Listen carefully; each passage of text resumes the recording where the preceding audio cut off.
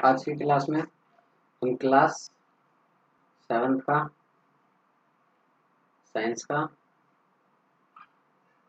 Chapter 12 पादपों में जनन, ठीक है। पादप कैसे जनन करते हैं, कैसे एक पादप से दूसरा पादप तैयार होता है, हम उसके बारे में जानेंगे, ठीक है। उसको करते हैं अपने वंश अथवा अपना वंश अथवा प्रजाति को बनाए रखने के लिए पादप और जंतुओं के लिए जनन आवश्यक है, ठीक है भाई। अपनी प्रजाति, जो भी प्रजाति का पौधा है या पेड़ है या इंसान है या कोई जंतु है, ठीक है, अपने वंश को बचाए रखने के लिए जनन करना जरूरी होता है। अगर जनन नहीं करेंगे तो भाई इससे जीवन पर कोई प्रभाव पड़ेगा नहीं, लेकिन आने वाली वंश नस्ल खत्म हो जाएगी भाई, बस, ठीक है भाई।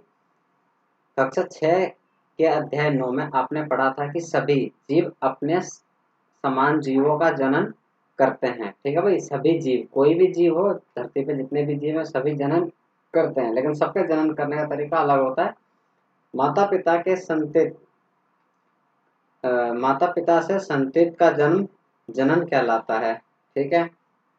लेकिन पादप कैसे जनन करते हैं? पादपों में जनन विभिन्न विधियों द्वारा होता है, जिसके बारे में हम अध्याय में पढ़ेंगे, ठीक है भाई। इसके अंदर अलग अलग तरीके से जनन होते हैं, उनके बारे में हम इस चैप्टर के अंदर पढ़ेंगे। 12.1 जनन की विधियां। कक्षा 6 में आपने कक्षा 6 में आपने पुष्पीय पादप के विभिन्न भागों के बारे में पढ़ा था। पादप के विभिन्न भागों के नाम बताए गए थे, ठीक है भाई। अलग अलग नाम बताए गए थे भाई। पादप के भाग होते हैं पत्तियां, टहनियां, जड़ें, ठीक है। प्रत्येक के प्रकार्यों के बारे में लिखिए। अधिकांश पादप में मूल, तना और पत्तियां होती है, ठीक है। मूल का मतलब जड़, तना और पत्तियां होती है। ये पादप के कायिक के अंग कहलाते हैं, ठीक है भाई। कायिक का अंग कहलाते हैं, ये महत्वपूर्ण होते हैं भाई। बिंदु की वृद्धि की निश्चित अवधि के बाद अधिकांश पादपों में पुष्प निकलते हैं। एक निश्चित अवधि के बाद हर पौधे के अंदर, हर पेड़ के अंदर पुष्प निकलते हैं। अपने लिमिटेड वृद्धि कर जाता है, निश्चित वृद्धि के बाद। आपने वसंत ऋतु में आम के वृक्ष को पुष्पित होते देखा होगा। आम के पेड़ पे जब फूल लगते हैं पूरे गुच्छों में, ठीक है, उसे आपने देखा होगा। यदि यही पुष्प बाद में आम के उस रसीले फलों को निर्मित करते हैं जिनका आनंद हम गर्मियों में उठाते हैं, ठीक है भाई। वसंत में क्या आता है भाई? फूल लगते हैं आम के ऊपर, और उन्हीं का आनंद हम उठाते हैं भाई, कब? गर्मियों के टाइम में, जब आम लग जाते हैं। ये फूल आगे विकास करके फल के रूप में आम का फल तैयार कर देते हैं, ठीक है। हम फलों को खाते हैं और सामान्यतः बीजों को फेंक देते हैं। बीज अंकुरित होकर नया पादप बनाते हैं। यदि ऐसा है तो पादप में पुष्पों की क्या भूमिका है? पुष्प पादप में जनन का कार्य करते हैं। वास्तव में पुष्प पादप के जनन अंग होते हैं, ठीक है भाई। वास्तव में क्या होते हैं भाई? पुष्प जो होते हैं पादप के जनन अंग होते हैं, ठीक है भाई। कि मतलब पौधे के अंदर जनन अंग क्या होता है? अधिकतम में क्या होता है भाई? पुष्प ही जनन अंग होता है, वहीं से जन्म लेता है भाई पौधा अलग, ठीक है। किसी पुष्प में केवल नर जनन अंग अथवा मादा जनन अंग या फिर दोनों जनन अंग हो सकते हैं। अब पुष्प के अंदर भाई देखो, नर भी हो सकता है, सिर्फ ओनली नर, या ओनली मादा, सिर्फ मादा, या ऐसा हो सकता है भाई दोनों का कॉम्बिनेशन हो, दोनों प्लस एक साथ हो भाई, ठीक है। एक फूल के अंदर, एक पुष्प के अंदर। पादप अनेक विधियों द्वारा अपनी संतति उत्पन्न करते हैं। इनमें से जनन दो प्रकार से होते हैं। एक होता है भाई अलैंगिक जनन और एक होता है लैंगिक जनन। अब देखो भाई लैंगिक जनन क्या होता है, ठीक है भाई। अलैंगिक जनन में पादप बिना बीज के ही नए पादप को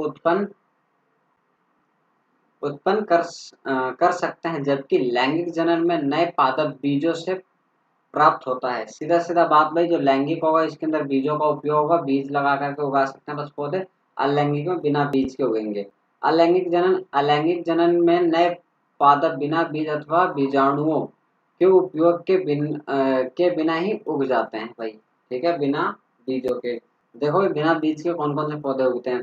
पहले ये समझती थी कि नए पादप सदैव बीज से ही उगते हैं, लेकिन उसने कभी गन्ना, आलू, गुलाब के बीज नहीं देखे थे, ठीक है भाई। गन्ने का कोई बीज नहीं होता, ना आलू ना गुलाब, इनका कोई बीज नहीं होता, ना केले का कोई बीज होता है भाई। वह जानना चाहती है कि ये पादप जनन कैसे करते हैं। ठीक है भाई, जानना चाहती है पादप जनन कैसे करते हैं। कायिक प्रवर्धन, ये एक प्रकार का अलैंगिक जनन है जिसमें पादप के मूल, मूल मतलब जड़, तने, पत्ती अथवा कली, मुकुल जैसी किसी कायिक अंग द्वारा नया पादप प्राप्त किया जाता है। चूंकि जनन पादप के कायिक अंगों से होता है, अतः इसे कायिकीय प्रवर्धन कहते हैं। ठीक है भाई। अब गुलाब अथवा चंपा के पौधे की एक शाख, एक टहनी को उसकी पर्वासंधि से काटिए। पर्वसंधि तने या शाख का वह भाग है जहाँ से पत्तियां निकलती हैं। शाख शाख के इस टुकड़े को कर्तन या कलम कहते हैं। अब कलम को मिट्टी में दबा दीजिए। कलम को प्रतिदिन पानी दीजिए और इसकी वृद्धि को देखिए, नोट कीजिए। जड़ मूल निकलने और नई पत्तियों के निकलने में कितने कितने दिन लगे। ठीक है भाई। अगर ये जो होते हैं चंपा के और ये गुलाब की ऐसे टहनियाँ, एक कलियां काट दी जाती है इनको। ठीक है भाई, कल में काट करके लगा दिए जाते हैं और ये पौधा तैयार होने लगता है, लगने लगता है। इसका कोई बीज नहीं होता भाई। ठीक है भाई। आपने पुष्प कलियों को में पुष्प को खिलते देखा होगा। पुष्प कलिकाओं में अतिरिक्त पत्तियों के कक्ष पत्ती के पर्व संधि से जुड़ाव का बिंदु है। सभी कलिकाएं मुकुल होती हैं और ये कलिकाएं प्ररोहणों अंकुरों के रूप में विकसित होती है। कायिक कलिकाएं कहलाती हैं। कली में एक छोटा तना होता है जिसके चारों ओर अपरिपक्व पत्तियां, ये देख लो भाई। इसके अंदर क्या है भाई, ये आंख लिखा हुआ है। ये क्या है भाई, आलू, आलू की आंखें हैं। ठीक है, इनको कट करके, ठीक है भाई, इनको लगा दिया जाता है। आलू को कट करके लगा दिया जाता है, या ऐसा पूरा का पूरा भी लगा दोगे फिर भी उग जाएगा भाई आलू। ठीक है, इसका कोई बीज नहीं होता है, ऐसे ही निकलता है भाई। दूसरे और ऊपर अध्यारोपित होती है। काई के कलिकाएं भी नए पादप को जन्म दे सकती है। एक ताजा आलू लीजिए। ठीक है भाई, ये आलू को दिखाया गया भाई, लेंस की सहायता से इसकी आंखें दिखाई गई थी जो भी चित्र के अंदर देखा गया। सेम प्रोसीजर होता है भाई अदरक के अंदर। अदरक के अंदर भी वही प्रक्रिया अपनाई जाती है। अगर इसको हम यहाँ से ऐसा काट दें तो अलग अलग हो जाएंगे भाई, ये दो पौधे निकलेंगे इसमें से। ठीक है भाई, ये इसकी मूल जा रही है, जड़ जा रही है, और ये अदरक है और ये ऊपर वृद्धि करते हुए चला जाएगा। ठीक है। ब्रायोफिलम की पत्ती जिसके किनारे पर कलिकाएं होती हैं। ठीक है भाई, ये पत्ती इसमें से 1 2 3 4 5, ये 5 नए नए पादप उगते जा रहे हैं। पत्तियों से ही नया पौधा तैयार कर देते हैं। ठीक है। वो जो जानना चाहता है कि क्या काई के प्रवर्धन का कोई लाभ है। ठीक है भाई, इसका क्या कोई लाभ है। काई के प्रवर्धन द्वारा पादप कम समय में उगाए जा सकते हैं। बीजों से उगाए जाने वाले पादप की अपेक्षा काई के प्रवर्धन द्वारा उत्पन्न पादपों में पुष्प और फल कम अवधि में ही आ जाते हैं। ठीक है भाई, ये ध्यान रखना। जो कली से लगाए जाते हैं ना, ये कलम काट करके लगा दिए जाते हैं। ठीक है भाई, इनमें कम समय में ही फल आने शुरू हो जाते हैं, फूल आने शुरू हो जाते हैं। नए पादप जनन पादप की यथार्थ प्रतिलिपि होते हैं क्योंकि वे एक ही जनन द्वारा उत्पन्न होते हैं। इस अध्याय में आगे आप पढ़ेंगे कि आपके विपरीत लैंगिक जनन द्वारा उत्पन्न होने वाले पादप में माता पिता जनन दोनों के गुणों होते हैं। लैंगिक जनन में परिणाम स्वरूप पादप बीज उत्पन्न करते हैं। ठीक है भाई, बीज उत्पन्न किसमें करेंगे, लैंगिक जनन में। अब आता है मुकुलन। आपने पहले ईस्ट के बारे में पढ़ा है जिसे केवल सूक्ष्मदर्शी द्वारा ही देखा जा सकता है। इसके लिए यदि पर्याप्त पोषण उपलब्ध हो तो ईस्ट कुछ ही घंटों में वृद्धि करके गुणन मतलब अपने से मल्टीपल, जैसे 4 का 16, ठीक है भाई, अपने से गुणन करके बढ़ते चला जाता है भाई, करने लगता है। याद रखिए कि ईस्ट एक एकल कोशिका, वो एक कोश के जीव है। आइए हम देखते हैं कि ये जनन कैसे करता है। ठीक है भाई, जैसे छोले भटूरे बनाने के लिए, भटूरा बनाने के लिए ईस्ट डाला जाता है भाई मैदे के अंदर। शिक्षक शिक्षिका द्वारा प्रदर्शित किए जाने के लिए, अब भाई ये स्कूल में टीचर्स कराएंगे भाई तुम्हें। ठीक है, ये ईस्ट है, मैं ही समझा दे रहा हूँ फिगर के अंदर। अब ईस्ट ये क्या करेगा भाई, अपने आप से किस तरीके से अलग एक दूसरा जनन कराएगा। देखो भाई, इसके अंदर भी मिल रहा है भाई और इसके अंदर भी। अब ये एक से टूट करके 2, 3, 4, 5, 7 कितने भी टूट सकते हैं भाई, एक के अंदर से टूट रहे हैं, ये एक ही का डिवाइड होते चला जा रहा है। ईस्ट मुकुलन द्वारा जनन, इसे वो कहता है भाई मुकुलन, मतलब अपने में से टूट कर दूसरा बना देना भाई। ठीक है, जैसा प्रावधान मुकुल या कली कहलाता है। मुकुल क्रमशः वृद्धि करता है और जनन कोशिकाओं से विलग होकर नई ईस्ट कोशिकाएं बनाता है। ठीक है भाई। अब आता भाई खंडन। आपने तालाबों अथवा ठहरे हुए पानी के अन्य जलाशयों में हरे रंग के अवपकी गुच्छे फिसलनदार तैरते हुए देखे होंगे भाई। देखो, काई तो देखी होगी जो ग्रीन ग्रीन ब्लैक ब्लैक सी लग जाती है भाई, पानी जहाँ पे ज्यादा टाइम तक जमा रहता है भाई। ठीक है भाई, वो यही है। ठीक है भाई, और वो पानी के ऊपर तैरती रहती है और उसमें पैर पड़ जाते हैं तो स्लिप हो जाते हैं। ठीक है, ये सवाल है। जब जल में पोषक तत्व उपलब्ध होते हैं तो ये सवाल वृद्धि करते हैं और तेजी से खंडन द्वारा गुणा करते हैं और शैवाल 2 या अधिक खंडों में विखंडित हो जाता है। ठीक है भाई, ये काई है, ये मान लो ये पूरा सिंगल है, एक है ये। ठीक है, अब टूट करके 2 हिस्सों में डिवाइड हो जाएगा अलग अलग। इस तरीके से कितने भी टूट सकते हैं, पानी के ऊपर तालाबों के ऊपर देखना, बहुत सारे छोटे छोटे टूटे हुए दिखाई देंगे। ठीक है, ये इस तरीके से जनन करते हैं, एक ही में से टूटते रहते हैं, फिर वो टूटने के बाद वह वृद्धि करते हैं, बड़े हो जाते हैं, फिर वो भी टूटते हैं। ये खंडन अथवा टुकड़े नए जीवों में वृद्धि कर जाते हैं। यह प्रक्रम निरंतर चलता रहता है और कुछ ही समय में शैवाल एक बड़े क्षेत्र में फैल जाता है। ठीक है भाई, इसीलिए कुछ ही टाइम में वो बड़े एरिया में फैलता और चला जाता है। ठीक है, जहाँ पे पानी गिरता होगा वहां पे भी दिख जाएगा भैया, और स्लिप करता है बहुत तेज। बीजाणु निर्माण। अध्याय 1 में आपने पढ़ा है कि डबल रोटी मतलब ब्रेड की बात की जा रही है, में वायु में उपस्थित बीजाणु के कवक उग जाते हैं। क्रियाकलाप 1.2 को दोहराइए। डबल रोटी पर रुई के जाल में बीजाणुओं को देखिए। जब बीजाणु निर्मुक्त होते हैं तो वे वायु में तैरते रहते हैं, क्योंकि वे बहुत हल्के होते हैं, इसीलिए ये लंबी दूरी तक जा सकते हैं। भाई, हल्के होने के कारण ये हवा में ज्यादा टाइम तक रह जाता है और हवा जितनी दूर जाएगी उतनी दूर तक चले जाते हैं। बीजाणु अलैंगिक जनन ही करते हैं। प्रत्येक बीजाणु उच्च ताप और निम्न आर्द्रता जैसी प्रतिकूल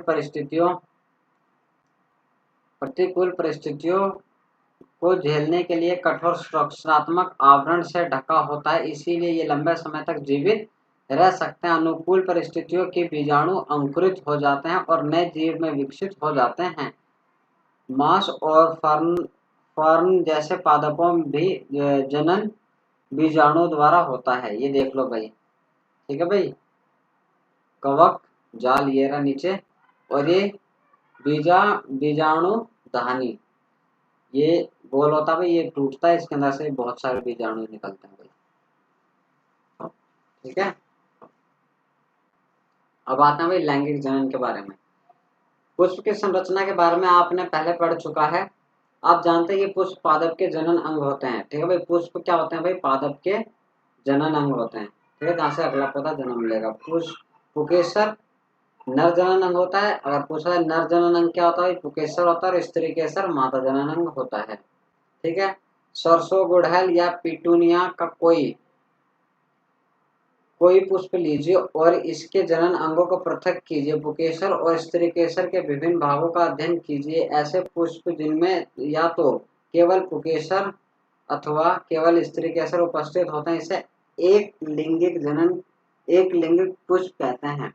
ठीक है, एक लिंगिक क्यों, इसके अंदर एक ही लिंग है, तो पुकेसर या स्त्री केसर है। जिन पुष्पों में पुकेसर और स्त्री केसर दोनों ही होते हैं, द्विलिंगिक पुष्प कहलाते हैं। मक्का, पपीता और ककड़ी या खीरे के पौधे में एक लिंगिक पुष्प होते हैं, जबकि सरसों, गुलाब और पिटूनिया पौधों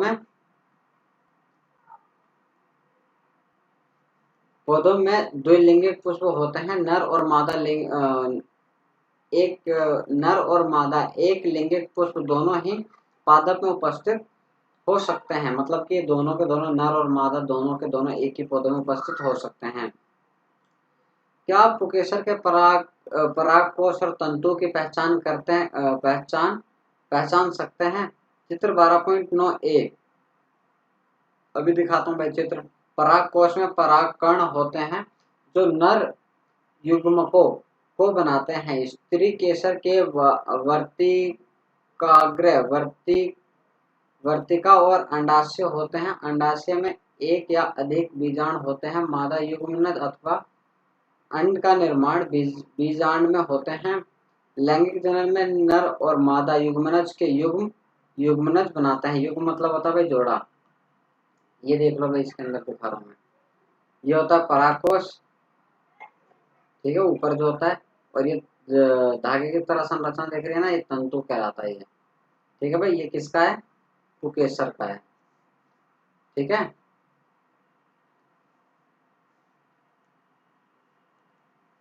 यह है पुकेसर का। ठीक है,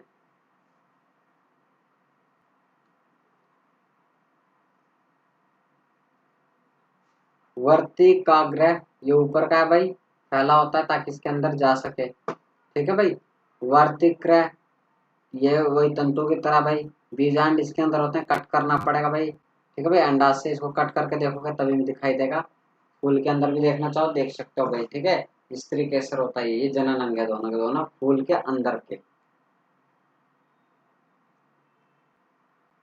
वो जो जानना चाहता है कि परागकण में उपस्थित नर युग्मनज किस प्रकार बीजांड में उपस्थित मादा युग्मनज तक पहुंचते हैं। अब भाई ये जानना चाहता है कि किस प्रकार से मादा तक पहुंच जाते हैं भाई। जैसे कि इसका युग्मनज तो इसके पास ही रहेगा, और इसके पास तक ये कैसे पहुंचेगा भाई। इसके बीच में तो ये हवा है भाई, खाली जगह है। ठीक है भाई, ये कैसे पहुंचते हैं आज आप जानते हैं भाई कैसे पहुंचेंगे ये। परागकण सामान्यतः परागकणों में दृढ़ सुरक्षात्मक आवरण होते हैं जो उन्हें सूखने से बचाते हैं।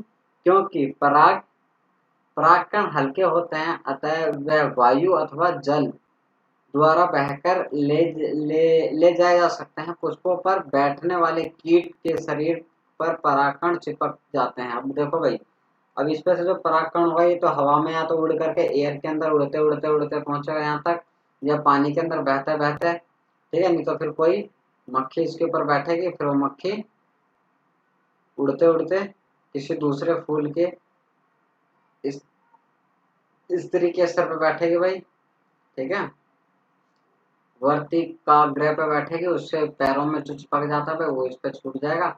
इस तरीके से होगा भाई। जब कीट उसी प्रकार के किसी अन्य पुष्प पर बैठता है तो पुष्प के वर्तिकाग्र पर कुछ परागकण गिर जाते हैं। ठीक है भाई, सभी नहीं तो कुछ तो चिपके जाएंगे उस पर। ठीक है भाई, वो जो जानना चाहता है कि पुष्प सामान्यतः इतने रंग बिरंगे और सुगंधित क्यों होते हैं, क्या ऐसा ऐसा कीटों के आकर्षित करने के लिए होता है। ठीक है भाई, ये भी जानेंगे अभी। परागकणों का परागकोश में पुष्प के वर्तिकाग्र पर स्थानांतरण परागकण कहलाता है। यदि परागकण उसी पुष्प में वर्णीकृत पर गिरते हैं तो इसे स्वपरागकण कहते हैं। ठीक है भाई, अब इसी ये पुष्प है भाई, स्वपरागकण कैसे हो रहा है भाई। इसी के अंदर पौधा है, इसी के अंदर ही भाई वर्तिकाग्र है, उसी के अंदर पुकेसर है भाई। तो अपने आप ही एक ही फूल में तो भाई हवा चलने से जब टच हो ही जाएगा तो एक पे से वायु के माध्यम से दूसरे पे चला जाएगा। ठीक है, स्वपरागकण उसी पौधे में, पर परागकण मतलब दूसरे पौधे से आता है। जब पुष्प के परागकण उसी पादप में किसी अन्य पुष्प के वर्तिकाग्र पर गिरते हैं तो इसे पर परागकण कहते हैं। ठीक है भाई, पुष्प के परागकण उसी पादप के किसी अन्य पुष्प के प्रतिग्रह पर गिरते हैं तो इसे पर परागकण कहते हैं, मतलब दूसरे फूल से आने वाला परागकण। ठीक है, अब आता भाई निषेचन। जब दो युग्मनज मिक्स होते हैं ना भाई, उसे बोलते हैं निषेचन। नर तथा मादा युग्मनज के युग्मनज संयोग द्वारा बनती है कोशिकाएं युग्मनज कहलाती हैं। युग्मनज बनाने के लिए नर और मादा युग्मनज के युग्मनजों का प्रक्रम निषेचन कहलाता है। ठीक है, नर और मादा दोनों का हार्मोन्स जब मिक्स होते हैं उसको कहा जाता है भाई निषेचन। ठीक है, युग्मनज भ्रूण में विकसित होता है। ठीक है भाई, अब युग्मनज होगा, निषेचन होगा, फिर भ्रूण में उपस्थित होने चला जाएगा भाई। अंकुरित होता परागकण। ठीक है भाई, युग्मनज निर्माण यहाँ पे होगा भाई अंडकोश में। फल और बीज का विकास। निषेचन के पश्चात अंडकोश फल में विकसित हो जाता है, जबकि पुष्प का अन्य भाग मुरझाकर गिर जाता है। परिपक्व हो जाने पर अंडाशय फल के रूप में विकसित हो जाता है। बीजांड में बीज विकसित होते हैं। ठीक है भाई, और फूल का काम बस इतना ही भाई, निषेचन होगा, उसके बाद फूल के सभी हिस्से भी सूख कर गिर जाएंगे और अंडाशय में विकास शुरू हो जाएगा फल का। ठीक है, अब भाई फिर उसके बाद क्या होगा भाई, बीजाणु में बीज बन जाएंगे और बाकी फल तैयार हो जाएगा। बीज में एक भ्रूण होता है जो कि सुरक्षात्मक बीजावरण के अंदर रहता है। कुछ फल गुच्छेदार और रसीले होते हैं, जैसा आम, सेब और संतरा। कुछ फल कठोर होते हैं, जैसे बादाम और अखरोट आदि। ठीक है भाई, ये रहा भाई। ठीक है, इसके अंदर रसीलेदार होता है, ये इसमें रस होता है, जबकि सूखा रहता है। बादाम है ये, इसको तोड़ोगे बादाम मिलेगा इसके अंदर। बीज प्रकीर्णन। प्रकीर्णन में एक ही प्रकार के पादप विभिन्न स्थानों पर उगे हुए पाए जाते हैं। ऐसा बीजों के विभिन्न स्थानों पर प्रकीर्णन के कारण होता है। कभी कभी किसी वन अथवा खेत या फिर उद्यान में चहलकदमी करते समय आपको अपने वस्त्र पर फलों के बीज चिपके दिखाई देते हैं। ठीक है भाई, जो झाड़ियां होती है भाई, उसके जो फल लगते हैं भाई, वो अपने वस्त्र पर चिपक जाते हैं। उनके अंदर कांटे टाइप के होते हैं, तो भाई वो चिपक जाते हैं हमारे बॉडी के ऊपर जब वन के अंदर हम भ्रमण करते हैं। क्या आपने कभी ऐसे ये जानने का प्रयास किया है कि ये बीज आपके वस्त्र पर कैसे चिपक जाते हैं? कल्पना कीजिए कि किसी पादप के सभी बीज एक ही स्थान पर गिरकर वहीं उग गए। आपके विचार में इस परिस्थिति में क्या होगा? पादप के नवोद्भिदों नए उगे पौधे के बीच धूप, जल या खनिजों और स्थानों के लिए गंभीर स्पर्धा होती है। संभवतः उनमें से कोई भी स्वस्थ पादप के रूप में विकसित नहीं होगा। अगर भाई उन्हें सही आवरण, वातावरण, जल, धूप नहीं मिलेगी तो वो नहीं उग पाएंगे भाई। ठीक है, वो विकास नहीं कर पाएंगे। पादपों को बीजों के प्रकीर्णन से लाभ होता है। इससे एक ही प्रकार के पादप के नवोद्भिदों में सूर्य के प्रकाश, जल और खनिज के लिए परस्पर स्पर्धा की संभावना कम हो जाती है। प्रकीर्णन पादप को व्यापक क्षेत्र में वितरित होने में सहायक होता है, ताकि वे नए आवासों में अपनी पकड़ बनाने में समर्थ हो सके। अब भाई एक ही जगह पे ज्यादा बीज गिरा देंगे तो सारे के सारे पौधे उगेंगे, तो उसमें से ज्यादातर पौधे खराब ही हो जाएंगे। अगर वो अलग अलग स्थानों पर एक एक बीज फेंका जाए तो भाई सारे के सारे बीज लगने की संभावना ज्यादा है। ठीक है, बीज अंदर है, ऊपर पंख है भाई। सेहिजन ड्रामस्टिक और द्विफल मैपिलिक के बीज। प्रकृति में पादप में फलों और बीजों का प्रकीर्णन पवन, जल और जंतुओं द्वारा होता है। सेहिजन ड्रामस्टिक द्वारा द्विफल मैपिल जैसे पादपों में पंखयुक्त बीज और घासों में हल्के बीज अथवा आकार मदार के रोमयुक्त बीज और सूरजमुखी के रोमयुक्त फल पवन के साथ उड़कर सुदूर स्थानों तक चले जाते हैं। सुदूर मतलब दूर स्थानों तक टिकते हैं भाई, हवा के अंदर हल्के होते हैं ये, इसीलिए दूर तक पहुंच जाते हैं ये। कुछ बीज द्वारा जल प्रकीर्णन होते हैं। ऐसे बीज अथवा फल के आवरण स्पिंज अथवा तंतु में होते हैं, ताकि वे जल में प्लवन तैरते करते हुए एक स्थान से दूसरे स्थान तक जा सकें। उदाहरण के लिए नारियल कुछ बीज जंतुओं द्वारा प्रकीर्णन होते हैं, विशेष रूप से कांटेदार बीज जिनमें हुक जैसी संरचनाएं होती हैं, जिससे बीज जंतुओं के शरीरों पर चिपक जाते हैं और दूरस्थ स्थानों तक ले जाए जाते हैं। इनके उदाहरण यूरेना एवं जेनियमा है। यह भाई जेनिमिया, इसके अंदर भाई बहुत सारे ऐसे ऐसे कट होते हैं और ये कपड़ों पे भी चिपक जाता है, जानवरों पे भी चिपक जाता है, और कहीं दूर तक जहाँ जानवर जाएगा, जहाँ हिला डुलेगा, मूवमेंट करेगा, वहीं बीज गिर जाएगा, वहीं पौधा उग जाएगा। कुछ पौधों के फल झटके के साथ फट जाते हैं, जिससे उनके अंदर स्थित बीज प्रकीर्णन हो जाता है। बीज जनक पादप से दूर जाकर गिरते हैं। एरंड और बालसम के पादप में ऐसा ही होता है। ठीक है भाई, फल जो होते हैं झटके से टूटते हैं, ठीक है, फटते हैं, तो उसके अंदर से जो बीज होते हैं ना, वो झटके से हवा में उछलते हैं और वो पौधे से थोड़ी दूर पर जाके गिरते हैं भाई। ठीक है, ताकि वो भी विकसित हो सके पौधे के रूप में। ठीक है भाई, बाकी सब मैंने पढ़ा दिया है।